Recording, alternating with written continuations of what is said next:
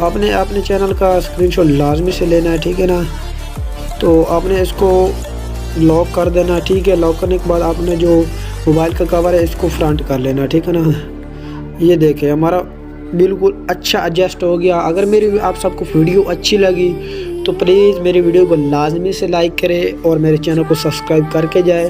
तो आपने इसको सेव कहाँ से करना वो भी मैं आप सबको बता देता हूँ। इस आइकन पे आए, सेव इमेज पे क्लिक करें तो कस्टम पे आए। कस्टम पे आने के बाद हाई करना है, ठीक है ना, और इसको PNG में सेव कर ले रहे। अगर हमारी वीडियो अच्छी लगी तो प्लीज़ हमारे चैनल को लाजमी से सब्सक्राइब करें और साथ में वीडियो को लाजमी से लाइक करें। और आप कमेंट सेक्शन में अपना इज़हार कर सकते हैं। तो मिलते हैं अगली नेक्स्ट वीडियो में। अल्लाह हाफिज़, तब तक हमारा इंतज़ार।